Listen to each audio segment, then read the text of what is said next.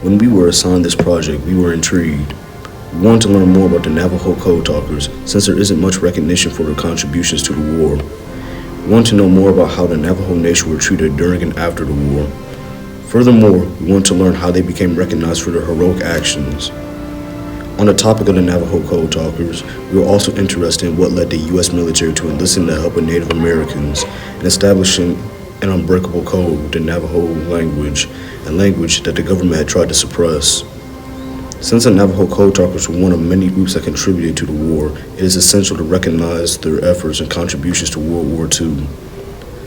The Marine Corps Navajo Code Talker program was established in September 1942 as a result of a recommendation made from Mr. Philip Johnston to Major General Clayton B. Vogel. The son of a missionary to the Navajo tribe was fluent in the language, having lived among the Navajo for 24 years. He believed that the use of the Marine Corps of Navajo as a code language and voice transmission could guarantee communication security.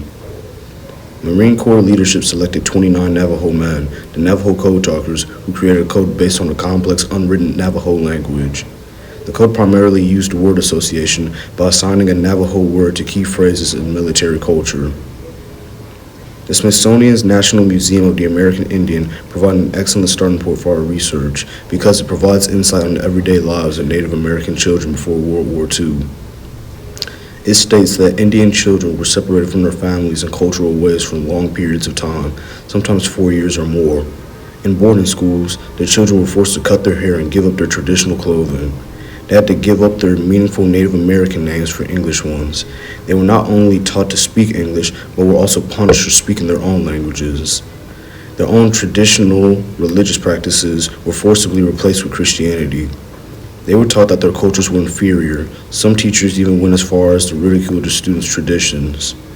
Furthermore, the Smithsonian's National Museum of the American Indian elaborates on why Native Americans were accustomed to the military, since Indian boarding schools were intended to imitate military life. But this evidently led to more questions than answers. Specifically, why did the same government that had tried to take their language away from them later give them a critical role speaking their language in military service? The National Museum of the American Indian provided useful information for our research. While closing one door, it led to another one being opened. Moreover, this leads to our next source.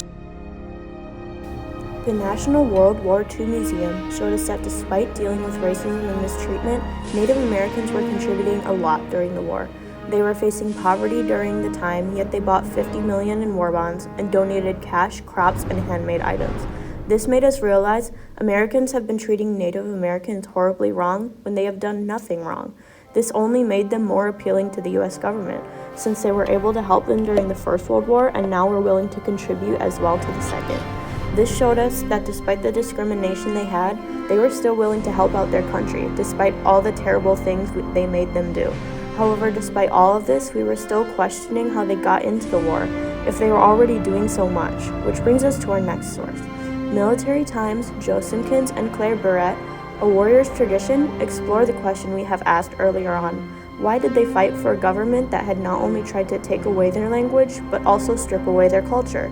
Before answering, it states that to this day, Native Americans served in the armed forces at a higher rate than any other demographic. Since 9/11, nearly 19% of Native Americans have served in the armed forces, compared to an average of 14% of all other ethnicities. Later, we are introduced to Peter MacDonald, Jeff Means, and DJ Venice, who provide their personal perspectives on the evolution of Native American warrior culture and treatment of Native Americans by the U.S. government during and post-military service. Military Times, Joe Simpkins, and Claire Barrett had served as a surprising bit of research, because we were surprised to find out that Native Americans served as the highest demographic to serve in the armed forces. We also found that the perspectives of Native Americans who had fought were very interesting regarding the United States history of celebrating Natives' achievements when it benefited the country, such as punishing the Navajo for speaking the Native language only to capitalize on it when it could have been of use. As stated by MacDonald, yes, we, as a matter of fact, every American, need to protect and preserve our freedom and liberty. We are first and foremost Americans, and we love this country. However, once our service was no longer needed, we were in most cases forgotten and left to fight to keep what is rightfully ours. Our natural resources and land were being exploited by energy companies and our own federal government. We have yet to achieve self-sufficiency and self-determination. More importantly, our treaty promises by the Great Father have yet to be fulfilled. This was incredibly helpful because we got the personal perspectives of 3 Native American veterans and shed light on the view of the Native American warrior culture. Additionally, they answered our question we had put forth earlier, but this still left us with one unanswered part of our question. What happened to them? This led to our last source. The National World War II Museum enlightened us that 3 of the 8 Medals of Honor that were given to the troops in the 45th Division were Native Americans. Yet many Native Americans had trouble going back to their regular lives as they were still discriminated against. However, this led to a wave of activism that brought awareness for inclusion and their efforts in the war. Not only that, but former President Donald Trump made a public announcement thanking the Code Talkers. This made us realize that recognition and being inclusive does not happen quickly. Native Americans should have been accepted with open arms, yet they were put back into the terrible place that they were put in years ago before the war. This finally answers our concerning question: what happened to them and how they were treated after the war. They went back to their reservations and still dealt with discrimination. Also unable to use their veterans' benefits as the Code Talkers program was highly classified. Once the program was finally declassified in 1968, 23 years after the war, the Code Talkers received recognition from multiple presidents. In 1982, Ronald Reagan declared August 14th as National Code Talkers Day. I, Ronald Reagan, President of the United States of America, do hereby designate August 14th, 1982 as National Navajo Code Talkers Day. President George Bush gave each of the original 29 Code Talkers a gold medal, and most recently, former President Donald Trump recognized them in a ceremony at the White House.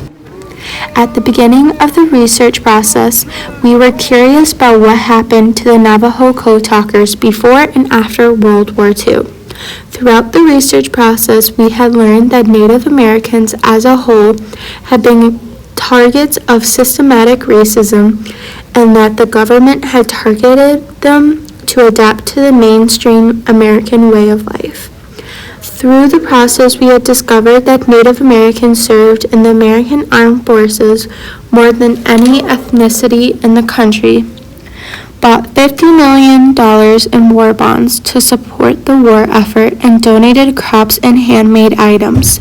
Even with all the attempts the government made to wipe out their culture through desperate times, the very thing that we're trying to erase became one of America's biggest assets. In the end, we felt as if we had gotten our question answered and learned more about the Navajo Nation and their contributions to World War II.